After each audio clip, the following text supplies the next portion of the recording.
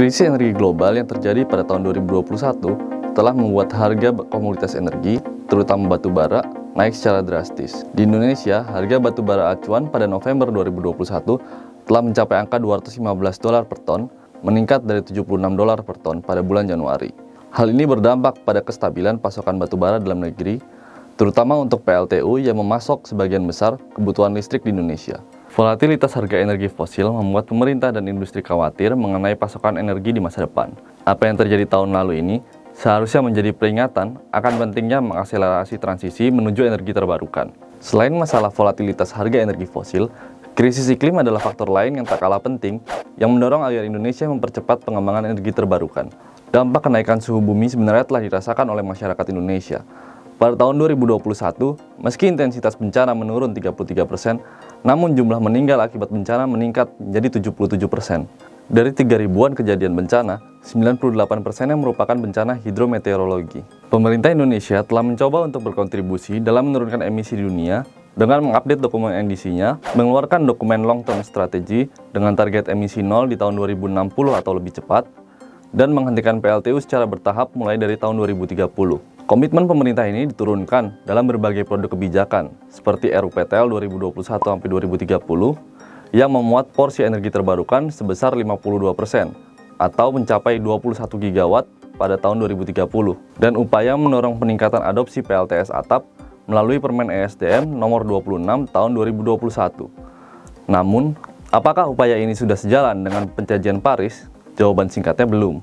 Berikut penjelasannya. Skenario emisi net zero 2060 atau lebih awal dalam dokumen Long Term Strategy for Low Carbon and Climate Resilience atau LTS-LCCR hanya memproyeksikan penurunan emisi sampai tahun 2050 dengan tetap mengandalkan bauran energi batu bara sebesar 38% dari pembangkitan listrik di tahun 2050. Pemerintah bahkan berencana tetap menggunakan PLTU dengan dilengkapi teknologi Carbon Capture and Storage atau CCS. Skenario ini dinilai tidak ekonomis karena harga CCS yang mahal serta belum handal. Terbukti dengan ditutupnya PLTU dengan CCS komersial terbesar di Petranova, Amerika Serikat. Sistem CCS tengarai sebagai penyebab padamnya PLTU tersebut selama 367 hari.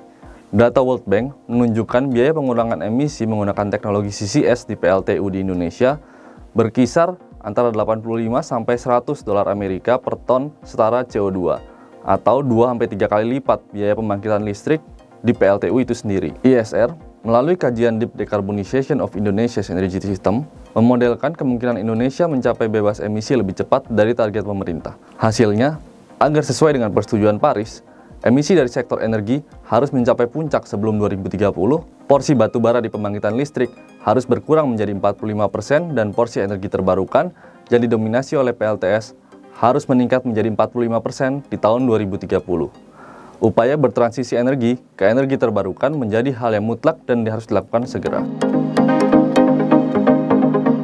Sejak tahun 2017, ISR telah mengeluarkan laporan tahunan Indonesia Energy Transition Outlook atau IETO yang mengulas perkembangan transisi energi di Indonesia dan memproyeksikan tantangan dan peluang sektor energi dalam menurunkan emisi gas rumah kaca di tahun berikutnya. Dalam presentasi kali ini, saya akan menyampaikan secara singkat temuan kami mengenai status dan proyeksi transisi energi di Indonesia dalam laporan IETO 2022.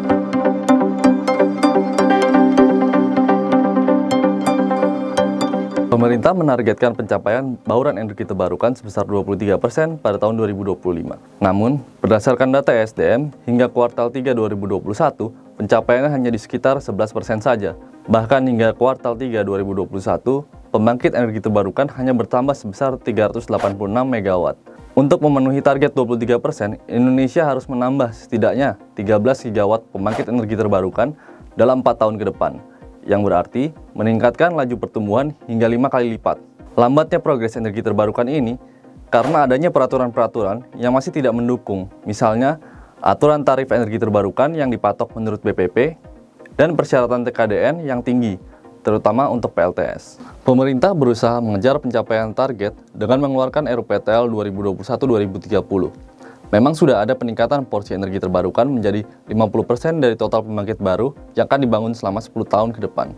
Keberhasilan implementasi RUPTL ini akan menjadi pijakan krusial dalam transisi energi di Indonesia. Tambahan 10 gigawatt dari pembangkit listrik energi terbarukan yang didukung dengan 1040 MWh sistem PHES dijadwalkan untuk beroperasi pada tahun 2025, hampir meningkat 2 kali lipat dari kapasitas terpasang saat ini. Agar mendapat biaya energi terbarukan yang murah, PLN harus menggelar lelang reguler untuk proyek energi terbarukan dalam skala besar.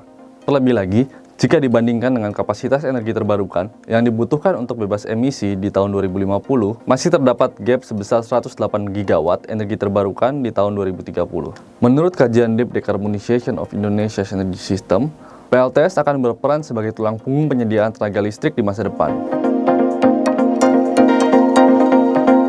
Pertumbuhan energi surya terbilang tidak signifikan, hanya meningkat sebesar 18 MW pada tahun 2021, yang didominasi oleh PLTS atap.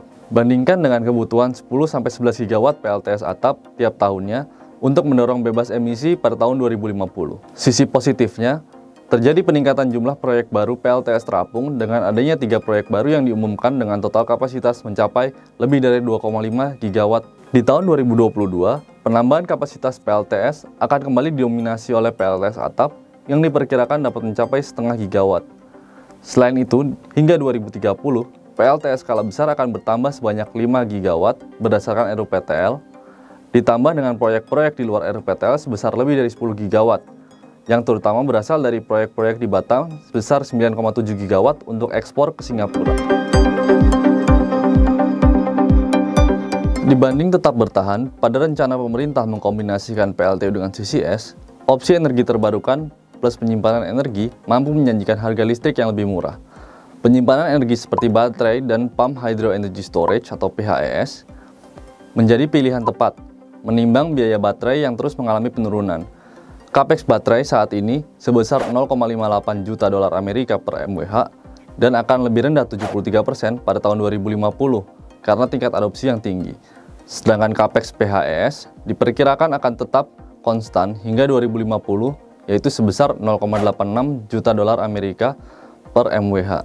Indonesia memiliki potensi PHES sebesar 7.300 GWh berdasarkan pemetaan potensi oleh ISR. Namun, kapasitas terpasang PHES yang direncanakan dalam RUPTL hanya sebesar 4,2 gigawatt dengan durasi penyimpanan yang tidak disebutkan. Di sektor transportasi, target pemerintah sebesar 2 juta mobil listrik pada tahun 2030 masih jauh dari realisasi. Hingga kuartal ketiga di 2021, penjualan mobil listrik hanya mencapai ratusan unit. Sementara itu, pembangunan stasiun pengisian daya umum atau SPKLU dan stasiun penukaran baterai atau SPBKLU juga berjalan lambat. Hingga saat ini, baru ada 187 SPKLU dan 153 SPBKLU di seluruh Indonesia. Sebagian besarnya ada di Jakarta. Ini lebih rendah dari target sebesar 572 SPKLU dan 3.000 SPBKLU. Sementara itu, pemanfaatan bahan bakar nabati masih tetap terbatas pada biodiesel B30 karena terkendala oleh tingginya harga bahan baku. Untuk menjawab isu keberlanjutan, pemerintah sudah menyiapkan skema sertifikasi untuk bahan bakar nabati. Meskipun implementasi sertifikasi di sektor hulunya masih bergerak lambat.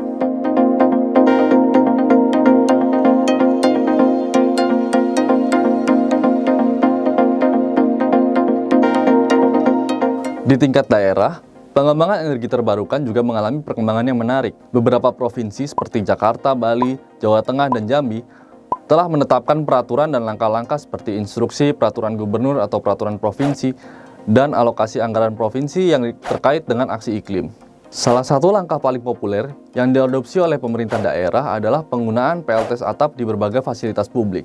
Beberapa hambatan bagi pemerintah daerah untuk mempercepat pengembangan energi terbarukan adalah adanya keterbatasan kewenangan, perbedaan prioritas pembangunan, serta batasan keleluasan penganggaran.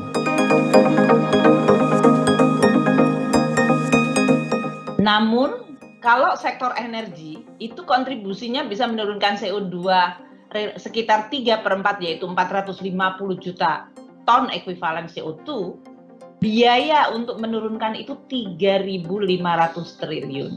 So you can imagine. Kementerian Keuangan menyampaikan kebutuhan biaya sekitar 3.500 triliun rupiah selama 10 tahun ke depan untuk upaya penurunan emisi karbon di Indonesia. Hitungan ini hampir sama dengan estimasi ISR bahwa untuk mencapai bebas emisi di tahun 2050 dari sektor energi, Indonesia membutuhkan sekitar 20-25 miliar dolar Amerika per tahun hingga 2030 dan 40-60 miliar dolar Amerika per tahun untuk tahun 2030 sampai 2050. Pendanaan ini akan digunakan untuk mengembangkan pembangkit listrik energi terbarukan yang didukung dengan sistem penyimpanan dan jaringan yang saling terhubung antar pulau di Indonesia.